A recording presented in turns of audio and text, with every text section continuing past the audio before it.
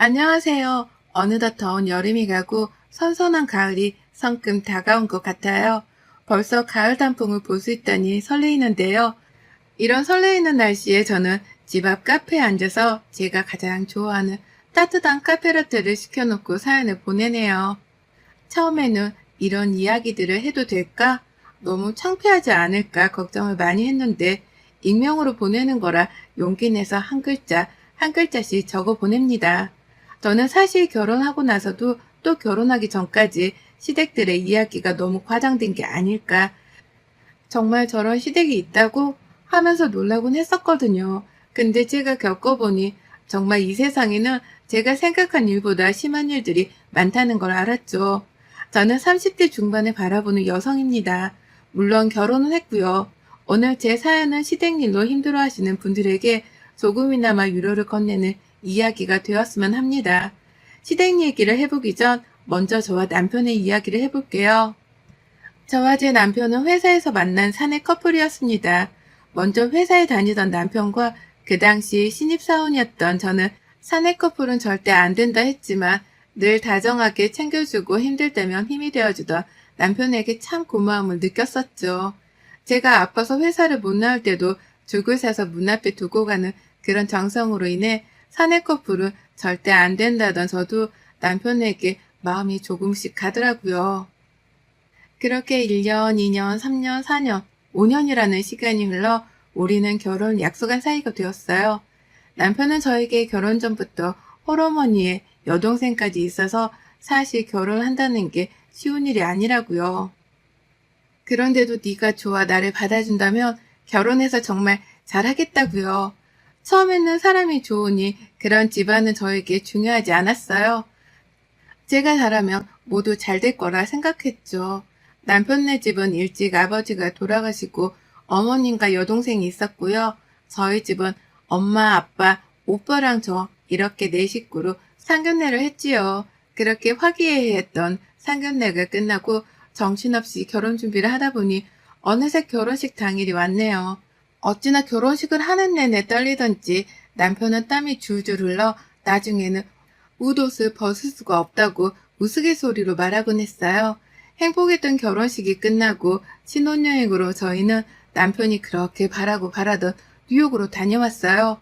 주변에서는 몰디브나 괌으로 가라고 했지만 남편은 살면서 꼭 한 번은 뉴욕에 가보고 싶었다며 저도 남편의 뜻을 존중해 우리는 2주가 다 돼가는 시간을 정말 행복하게 보냈답니다.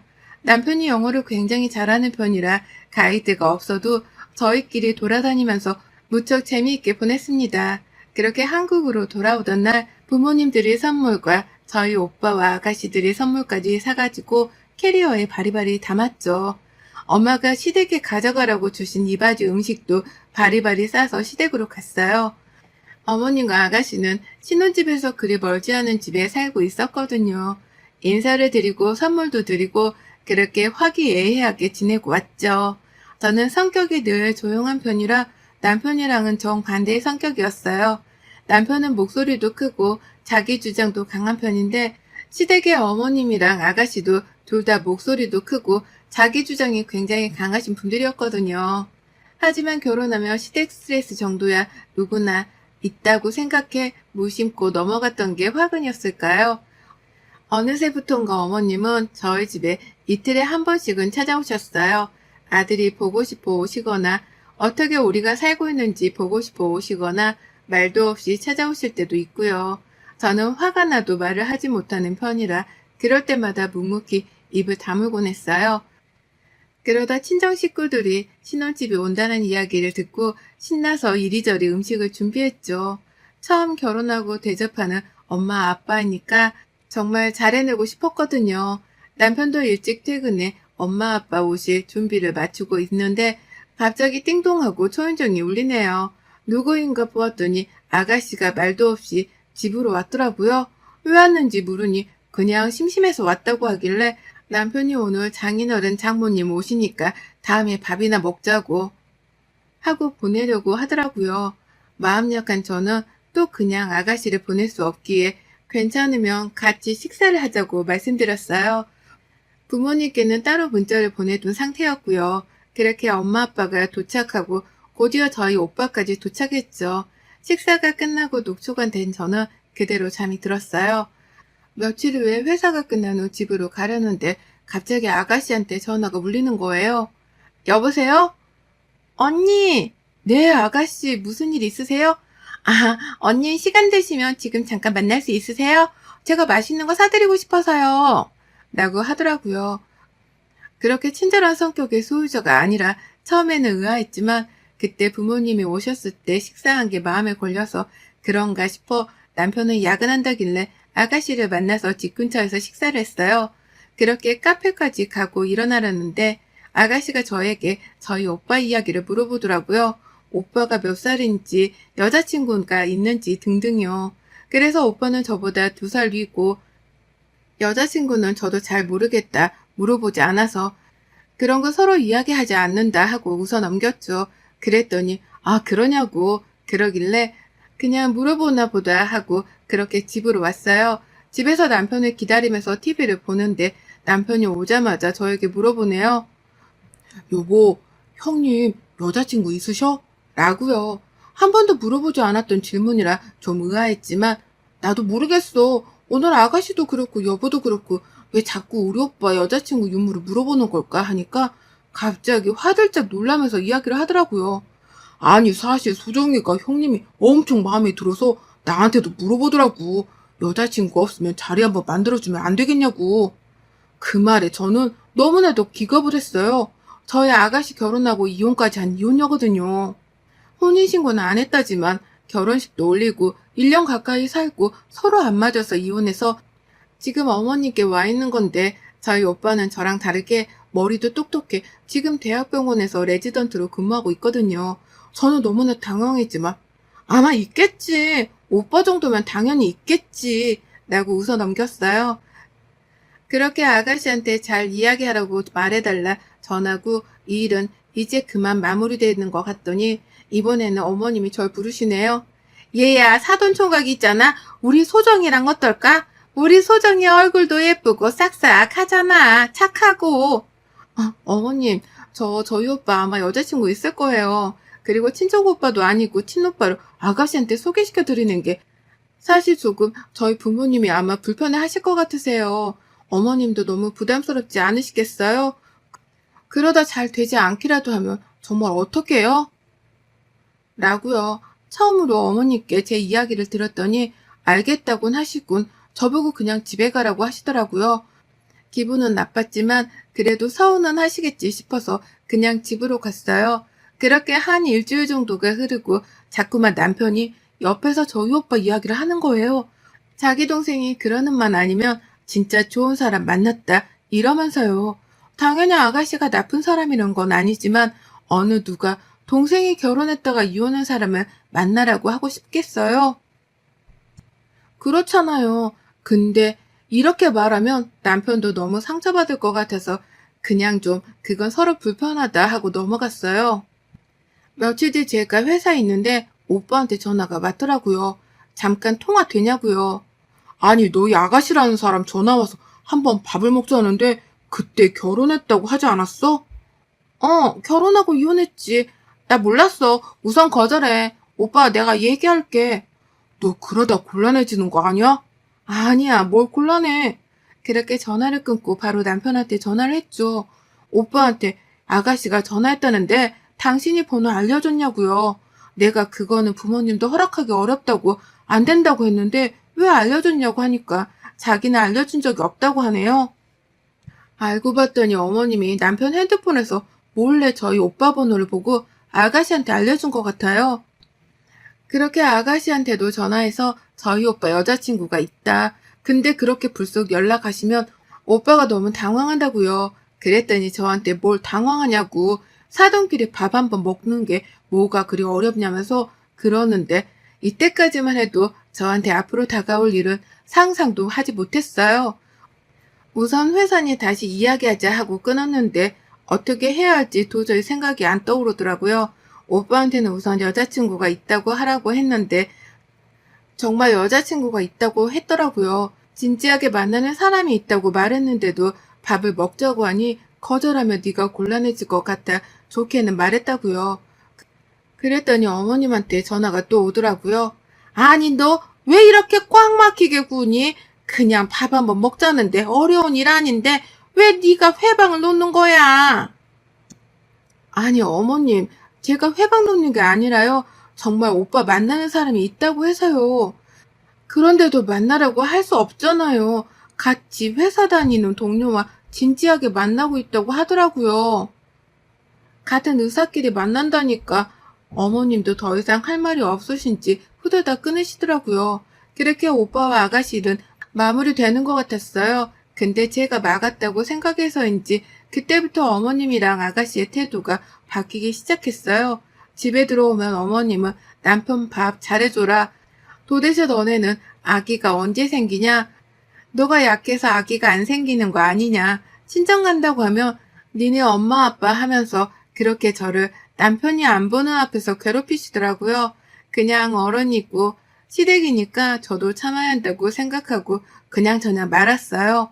그렇게 시간이 좀 흘렀고 어머님이랑 아가씨는 은근슬쩍 아직도 저를 괴롭힐 때도 그냥 말았거든요. 그러다 설날이 다가왔습니다. 결혼하고 처음 맞는 명절이라 부모님께서도 고기며 과일이며 잔뜩 사서 시댁 갈 때 들고 가라 하시더라고요. 솔직히 들고 가기는 싫었지만 엄마 아빠가 딸 잘 부탁한다는 마음으로 구매하신 걸 알기 때문에 기분 좋은 마음으로 시댁에 들고 갔어요. 어머님, 저희 부모님이 어머님이랑 아가씨 맛있게 드시라고 과일이랑 고기를 보내주셨어요. 라는 말 한마디에 제 손에 있던 선물들을 확 가로채더니 막 둘이 뜯어보더라고요. 그 뒤로 아가씨는 아니 이거 고기도 별로고 과일도 별로인데 아니 사돈 클라스가 너무 약하다 하면서 어머님은 아니 이런 거 누가 먹는다고 가지고 오고 그래? 그냥 저기 놔둬라 이러시더라고요. 정말 눈물이 나오는 걸 참고 또 참았어요. 남편은 아니 왜 딴지 거냐고 엄마는 아무것도 안 보내드리면서 그냥 먹으라 했지만 어머님은 저희 엄마 아빠가 보내주신 선물을 풀어헤쳐서 그냥 바닥에 두셨더라고요. 정말 열불이 났지만 살면서 어른들한테 대드는 건 아니라고 생각하고 살아왔던지라 그렇게 하루가 흘러갔어요. 시댁은 아버님 제사만 지내서 아침에 일찍 제사를 지내고 먹은 걸 치우고 친정에 가려고 준비를 하는데 갑자기 어머님이 저에게 그러시더군요. 오늘 겉절이랑 김치 조금 이것저것 담아야 할 것 같으니 시장 갔다 오자. 라고요. 저는 너무 할 말이 없어서 어머님 저도 처음 명절이라 친정에 오빠도 와 있고 해서 가봐야 할 것 같은데요. 라고 하니까 어머님이 갑자기 노발대발을 하시더라고요. 아니 결혼했으면 이 집 귀신이지 무슨 친정에 간다고 난리니? 너는 아니 애가 왜 이렇게 못 배웠어? 너 부모님이 그렇게 어른들한테 대들라고 시키디? 라면서 저를 막 몰아붙이는데 남편이 나와서 어머님한테 화를 냈지만 어머님은 자식 잘못 키웠다면서 먼저 눈물을 흘리시더라고요. 저는 아무 말도 못한 채 방에 들어가고 남편이 들어와서 저에게 엄마가 갱년기라고 이해 좀 해달라고 장인어른 장모님께 잘 얘기해서 내일 가면 안 되겠냐고요. 자기도 엄마가 혼자 있으니 괜히 신경이 쓰인다고 하니 저도 정말 잊고 싶지 않았지만 이혼할 거 아닌데 내가 지금 되들어서 뭐하나 싶어서 같이 시장에 따라 나섰어요.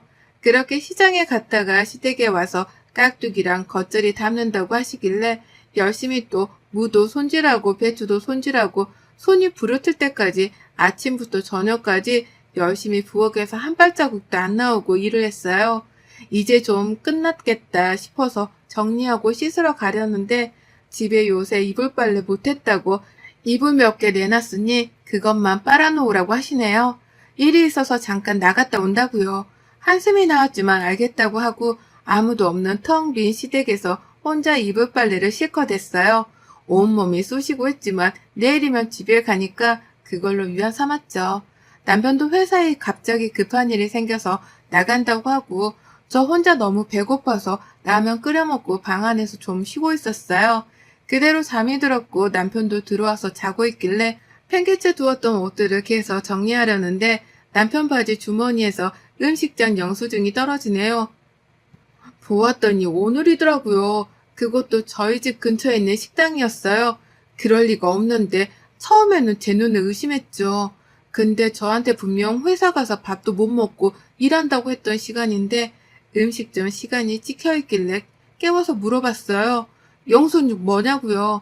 혹시 여자라도 뭐 만나는 거냐고 물어보니 제가 그렇게 집에서 혼자 이불 빨래하고 라면 먹을 때 남편이랑 어머님이랑 아가씨랑 셋이 나가서 영화도 보고 밥도 먹고 쇼핑도 하고 왔대요. 자기도 너무 미안해서 그러기 싫었는데 엄마가 아까 울고 하니까 마음이 쓰여서 엄마가 하도 가자길래 네가 서운해할 것 같아서 말 못했다고요. 그 이야기를 듣는데 저도 모르게 남편 뺨을 연속으로 2대 쳤어요. 정말 배신감에 휩싸여서 아무 말도 할 수가 없겠더라고요. 정말 결혼해서 한 번도 서로 언성을 높인 적이 없었는데 제 화가 주체를 못해서 남편 뺨을 쳤더니 남편이 놀란 토끼 눈으로 절 보네요. 큰 소리가 나서 다들 나와 저희를 쳐다보는데 저는 아랑곳하지 않고 그대로 제 짐만 싸서 나가려는데 어머님이 절 붙잡더라고요. 너 지금 이게 시댁에서 뭐하는 짓이냐? 뭐래가 잘못했길래 지금 남편한테 대드냐고요. 옛날 같았으면 어림도 없었다면서 그런 말들을 하시는데 제가 횟가닥했는지 아까 깍두기랑 겉절이 담았던 통들을 낑낑 들고 나와 전부 다 싹 바닥에 뿌렸어요. 고춧가루 김치 냄새가 진동하는데 그것도 모르고 전부 다 탈탈 털어서요. 어머님 남편 아가씨 셋 다 어안이 벙벙해서 저를 쳐다보더군요. 그래서 말했어요. 제가 바보라서 지금까지 가만히 있는 줄 알았냐고요. 우리 엄마 아빠가 주는 음식 저기다 팽개쳐 두지 않냐? 툭 하면 너네 엄마 아빠라면서 무시를 하지 않냐? 그거 어머님 못 배워서 그러시는 거라면서요. 매일 전화해서 저에게 네가 문제 있어 애 못 가지는 거 아니냐면서 하시지를 않냐. 이제는 친정에 못 가게 하려고 하지를 않냐면서 저도 저한테 하신 그대로 똑같이 삿대질을 하면서 따졌어요. 예전에 아가씨 저희 오빠를 못 만나게 제가 한다고 생각해서 그러시는 것 같은데 어머님도 생각을 해보셔라. 아가씨는 이혼 후에 지금 백수이고 저희 오빠는 대학병원에 근무하는 의사인데 저희 엄마 아빠가 허락하시겠냐면서 고래고래 소리를 질렀죠. 아가씨가 엄마한테 뭐 하는 짓이냐고 제 머리채를 잡는데 저는 그대로 바로 아가씨를 밀쳤어요. 남편은 그제서야 상황 파악이 되었는지 저를 말리며 나가서 이야기하자는데 어머님이 아끼던 도자기 병도 던져서 깨뜨렸어요. 그렇게 저는 집을 나왔고 남편이 이렇게까지 해야 되냐고 하더라고요. 저는 지금까지 있었던 일을 다 말했죠. 그런데도 참고 살았다고요. 그렇게 저는 집으로 왔고 그렇게 했는데도 분이 풀리지 않더라고요. 모두 있었던 일들을 부모님과 오빠에게 이야기를 했고 그 이야기를 하면서도 저는 정말 많이 울었던 기억이 나요. 엄마 아빠는 친정에 와 있으라고 해서 친정에 와 있던 찰나에 오빠가 말한 이야기는 충격적이었어요. 사실 너에게 말은 못했지만 우리 병원으로 너희 시어머니와 그 아가씨가 찾아왔다고요. 그냥 사돈총각하고 밥 한번 먹고 싶어 왔다고 하는데 갑자기 진지하게 우리 딸이랑 만나보는 게 어떠냐고 그러시면서 결혼하면 병원 개원 정도는 우리가 밀어주겠다고요. 혹시 그럼 다른 소개시켜줄 수 있는 주변에 괜찮은 사람은 없냐고도 물어봤다고 하네요. 정말 제가 다 창피했어요. 그래서 오빠가 최대한 좋게 진지하게 만나는 사람이 있으니 가셨다고 해요. 어머님, 저희 결혼할 때 정말 한 푼도 도와주신 거 없으신 분이세요. 아버님 돌아가시고 땅도 다 어머님 명의고 집도 어머님 명의면서 돈 없다고 매일 그러셔서 남편도 저도 양가 부모님 도움 없이 결혼하자고 했거든요. 근데 저희 부모님은 신혼집 보태라고 꽤 그래도 많은 금액을 지원해 주셨는데 시어머니는 그때도 있는 사람이 더 해야지 당연한 거다 하신 분이세요. 그러시는 분이 병원 개원이라니요. 자기 딸 의사한테 시집 보내고 싶어 안 달란 분이죠 뭐. 이거는 정말 그대로 남편을 불러서 다 이야기했어요. 우리가 그렇게 힘들게 돈 부족해서 신혼집 얻으러 갔을 때 어머님은 뭐하고 계셨냐면서 돈 없다고 우리한테 그러지 않았냐고요.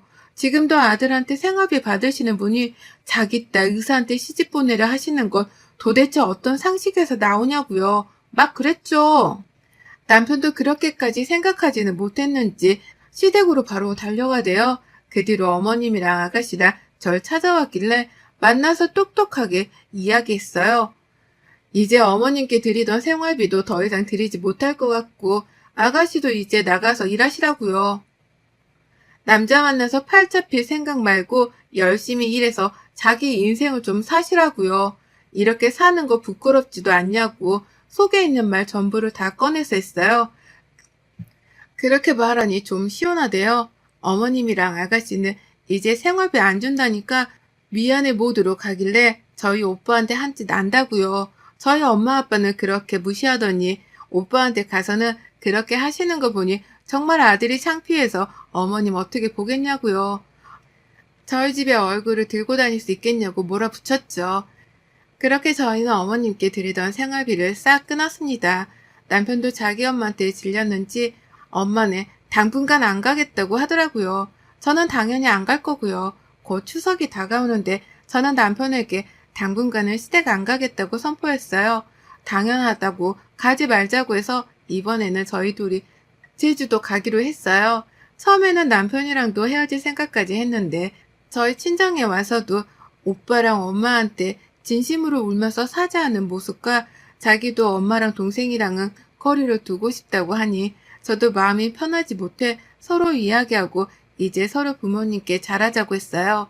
저는 저희 집에, 남편은 시댁에, 저는 한때 착한 며느리 증후군에 걸려서 내내를 하면서 살았지만 이제는 제가 하고 싶은 말 다 하면서 살고 있답니다.